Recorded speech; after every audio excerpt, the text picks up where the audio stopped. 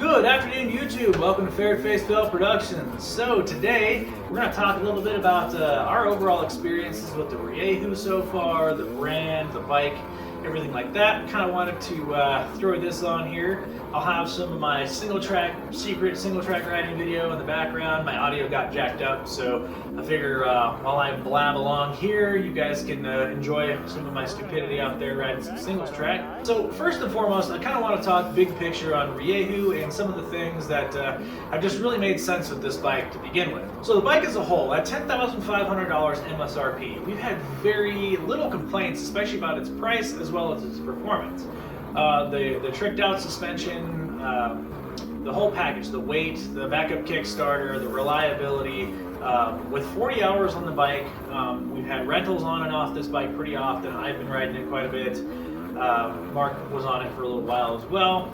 We've had really good feedback from both us as well as other riders. Another big part that we've had is really good support from CPD Direct, getting parts, kind of talking with Mark Berg and our future plans for rentals and some things like that. So overall, being able to have parts availability close by in the United States, the bike is not hard to work on. There's a lot of really great things that come together to make this a package that's not only cheaper than a lot of your other options out there, but really truthfully is a top tier bike. Now so far, everybody always wants to hear the bad first, what's broke on it, what's come apart, what's blah, blah, blah. So we don't have a lot of hours or mileage on this, but I can tell you that the 40-ish hours that we have on it have been pretty hard. Renters are never easy on bikes. And then of course, I probably have at least 20 hours on the bike myself. So, and I drop bikes consistently. I know I probably don't ride them as hard, but I definitely drive them into stuff and drop them on things more than your average individual. So through all of that, we have not broken or severely damaged anything in any meaningful way. The only thing that happened on one renter is the screw that holds the kickstand spring came off, and so we had to buy new hardware for that. Was not a big deal. 2-day shipping from CPD Direct, not an issue. So stuff like that has been very minor, and I think we lost a screw that held on the rear plastic extension piece from the subframe. Just very minor things that I just missed on Loctiting. Honestly, that's kind of on me, not the bike. But overall, we've had no malfunctions, no troubleshooting, nothing like that in the short term. Now, and quickly I'll stop here. We'll just kind of go over what we've done to the bike. So Rieju behind me here, we have Reflex Racing handguards on it. I have the P-Tech wraparound radiator guards on there. Phenomenal radiator guards. They don't weigh a lot, but they are thick, they are sturdy, and they take a beating. The P-Tech skid plate with the linkage protection underneath was also a very easy install. So all these things kind of add up to being a very good package. As far as protection bits, it didn't make the bike way too heavy. It's really kept it from any major issues of people, having problems while they're out there renting one of these bikes. We've also done jetting. Of course, a lot of my jetting has been for right around the 8,000 to 9,000 range is what I was kind of aiming for. So for those who care, I think I'm running a 165 main, which is still reg up here, a 38 Pilot. Yep.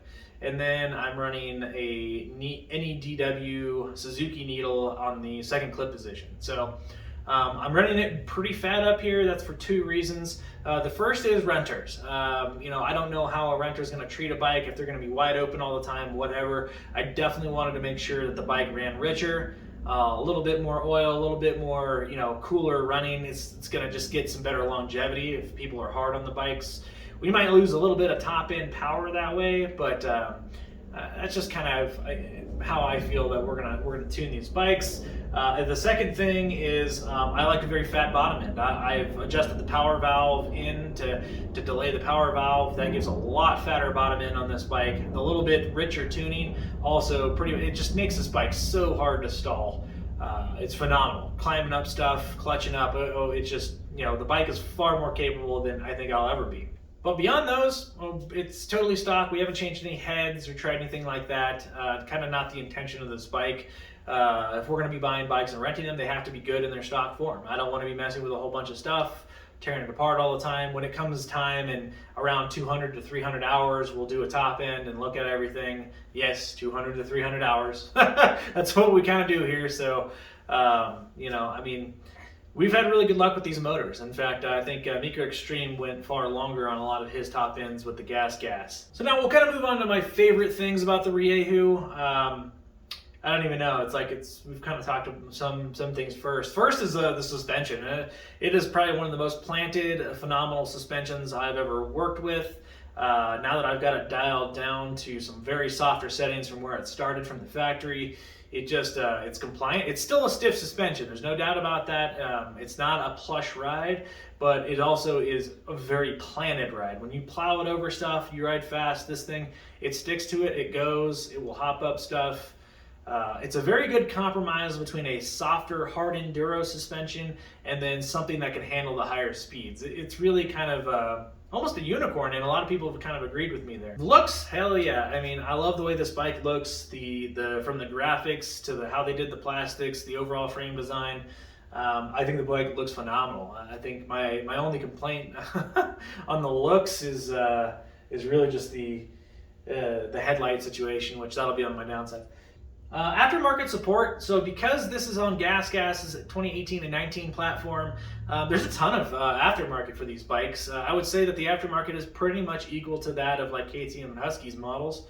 There's just a lot out there. I mean, P-Tech makes skid plates. A lot of people make stuff. We're huge fans of the P-Tech stuff, but you know, when it comes to finding parts, heads, pistons, whatever else that's in stock from CPD, foot pegs, whatever, you name it, you can get it pretty much in a couple of days. There's no hunting for parts on these bikes for sure. I talked about the power and how we jetted it quite a bit, but I have to reiterate that this bike's power band is really phenomenal. When you tune it, especially specifically for low-end grunt, it really just has it there. And there's further options by going to different heads that can get you even more grunt, or they can get you more over rev. So it just really kind of depends. This motor is very compliant with setting it up the way you want it. There's no ECU tuning. The rain map and sun map, I've talked about this before. There's a huge difference between the two different maps on the CDI. The rain map I use a lot of times in slower stuff because the stall resistance, and you can hammer on the throttle, you get tons of torque, but it really kind of keeps the hit from the engine coming on, so you don't chuck the bike or whatever else. We've just had really good luck with how it's tuned, and in the sun map it's got a ton of top end power. Kind of gives you that on the pipe feel a lot more with that. So when you're faster riding, switching back and forth has been one of my favorite things. So overall, engine and power has just been a really good combination for how planted the platform is. I don't think it has the most amount of power, but that's okay, because if we're being honest, I mean, people always want more power, but this is more than enough for the majority of people to get up anything, to enjoy how fast it is. And we're talking about small, a couple single digits of horsepowers that might be different between, say, like a Beta Sherco and possibly even the new KTM, but the new KTM actually might be a little bit more on the nutty side for power.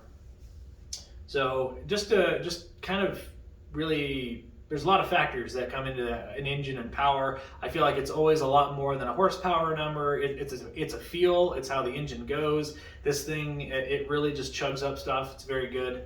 I can't say enough about the motor. We'll talk to the starter real quick. Have had no problems. The starter's been very reliable. We were out at Moab, sub-freezing temperatures, sitting out there all night outside with next to our RV, and bike fired right up. Didn't even really struggle. When a battery's cold, it kind of takes a second for it to push the motor around a little, but the starter had no issues pushing the motor sub-freezing temperatures, fires right up, and then we went about our day. So not any issues there. I think Rieju really addressed the starting issues. And I'll even throw some pros to the starter and whatnot, because I've seen a few guys who recently have issues with their betas, their two-stroke betas, and then having to go through the entire ass pain of pulling the motor or moving the motor around, getting to the starter, and it's a lot more of a pain in the butt to get in there. Whereas the Rieju, if that starter, even if it fails or you have problems, it comes off there and it's a lot easier to replace than many other bikes. So that could be considered a pro. I know you want a robust system to start, and mine has been. Just kind of a thought. One of my other things is stock. The MR Pro, well equipped for the $10,500 market. there isn't a better there isn't a better bike at that price point. Let's face facts. You'd have to buy a year or two used, KTM or Husky to kind of get into that range, or used Beta, whatever. You have to jump into the used market to really jump into the $10,000 range right now.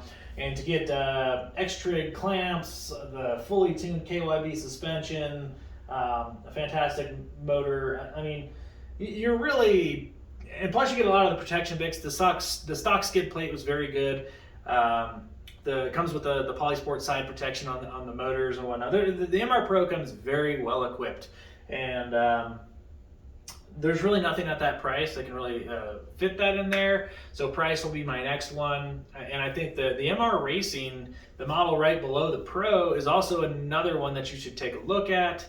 A little bit softer suspension setup, some different triple clamps. Doesn't have all the Farkles this one does, but same engine, same power.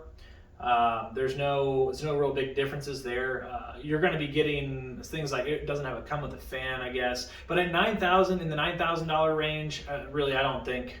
What else are you going to buy brand new for $9,000 that's going to be a top tier 2-stroke? There's really just no other bikes out there. Bit of a rant, but those were my things that I really enjoy about this bike. I'm sure I could probably keep going on it. This bike's been almost kind of a unicorn to me in some ways, because it really has met expectations for the price I paid. I mean, I paid, we've paid a fair bit more for our betas and whatnot, and this really kind of comes in that, like, oh shit, it's just as good, except it costs less money. Just kind of cool. So we'll talk about some of my dislikes about the bike. First one has to be the height. It is notably taller than the beta. I'm a short guy, so for those of you who are 6 foot plus, you can stop listening. It doesn't matter. But it is a notably taller bike. I do struggle to get on it. There are times that I just need to be a better rider, and that's really what that comes down to. I just need to get a little bit more confident with not putting my feet down, not dabbing, that kind of thing. So that's more of a rider thing. But hey, you know what? Sometimes just being that tall makes me uncomfortable. The stock seat is god-awful. It might be like one step above the new stock beta seats. And I would say my 2019 Beta 390 seat might be one step above the Rieju. They're all bad, so I mean, comparing them is not really fair. But let's be honest, like, that seat is horrible. Maybe being horrible is a good thing because it makes you stand more. Who knows? So that'll be the next thing that we probably replace and throw on there, is a really nice seat. I don't know, I'm trying to nitpick a little bit more, but I'm trying to think of any other issues or things that I dislike about the Rieju over some of the other bikes that I've been on, and not a whole lot really comes to mind. Overall, it's a well-balanced package. Nothing has failed or broke. I think Rieju, they've obviously put in the effort to fix some of the chassis issues, some of the problems with cheaper bearings used on the platform. So yeah, I'm pretty content with saying those are the only real big issues I've found so far. Now, if something breaks or we have issues, we'll come back on here and we'll talk again, because it could be a frustrating nightmare as we approach 100 hours. I don't know, but I highly doubt it. The 2012 gas that Mark had, 18,000 miles. I think it had one top end on it. I mean, you're talking about 400 or 500 hours on top ends. Yeah, he just really beat the heck out of it, and I think this is a better product than that was. So I think where I'm going to kind of end this and wrap up with is, once again, dirt bikes are all about personal preference and what you can afford. Sometimes those have to meet somewhere in the middle. This is where the Rieju, I think, is a great choice for many people. Do you want that brand new, TBI KTM that, your dealer's probably going to be marking up to 13 or 14 grand out the door? Sure. I mean, who the hell doesn't, right? I think the TBIs are fascinating to me. I would love to check them out, but to pick up a new technology and throw it in as a rental, and then TPIs kind of scared us off because they have some issues that we can't really easily diagnose over the phone. These older carburetor bikes, older, I'm gonna quote unquote, the carbureted design is just like somebody calls up and they have a minor issue. It's a lot easier to troubleshoot than that stuff. So many of us, we still love the simplicity of these bikes. And the price point drags us into hell. I mean, this may not be the latest and greatest TPI bike, but let's be honest, who really likes and enjoys the WP suspension stock on those? That's the number one thing I always see people doing is going to bladder kits, revalving. Many people have commented that this bike is really phenomenal out of the box. And I have to agree, not an expert rider, but just a lot of great things that come in for the price. So if you're looking at the racing model at $9,000, if you're more of a weekend warrior, you like bashing on the bikes, but maybe you're not pro level, you're not really trying to ride some stuff really fast, I think the racing model is a perfect fit. For me personally, outside of advertising this bike for rentals and getting people out here trying on this, I'd probably have a racing myself. For the business, the Pro makes sense, and I love the Pro, but the extra money I feel is probably wasted on my poor talents. And we'll continue to work up more on that. It's the great thing about having all these bikes is that we can kind of keep learning and growing as riders. Now money, when we get into the Ranger lineup, which is, I think they're in the mid to high $8,000 range, where it's a little bit shorter, a little bit tamer power. It's geared for kind of slower, harder riding, softer suspension. That might be fantastic. That's an X-Trainer, I think, competitor. I think that's a phenomenal bike. Supposedly the Ranger has a better suspension. We would like to try one out. We're going to try to get a hold of one here for the next riding season. It just kind of depends. The price range of these bikes are awesome. And when you look at, when I look at myself, hey, what do I want to ride? What do I want to spend? Would I go out and spend 12 grand on a new Beta? Probably not right now. Not knowing that there's bikes like the Rieju out there. I'd be pretty hard pressed, and I always like to try new stuff. If I'm honest right now, I'd probably pick up a Sherco 2-stroke just for comparison's sake. But and then we have other things like the GPX Moto 300 2-stroke that's coming into the fold as well. That might be phenomenal. We haven't seen it. It hasn't really been released yet, so we're just kind of waiting to see about that because competition's always great in the space. Anyways, guys, I wanted to throw pretty much all of my thoughts and feelings I had about Rieju onto the wall and give you guys a picture of what we've experienced, what we've thought about the bike. We haven't had any real issues, but we're going to keep you updated. Hopefully you've enjoyed some of the riding. It's probably a pretty quiet ride, simply because just mic issues. I've been plagued with that, I feel like, a lot here recently, but yeah, let me know what you think in the comments below about Rieju. Let me know what you're currently riding and what you're thinking about upgrading to and why. We're always curious. We do have a rental business, obviously, so bikes that you think would be cool to be seen as rentals. I know I've been eyeing SWM for a while. I love that brand, at least on paper. I want to get a few of their bikes and try them out. So just more stuff to come. And well, let me know what you think in the comments below, and we'll catch you next time. Ferret Face out.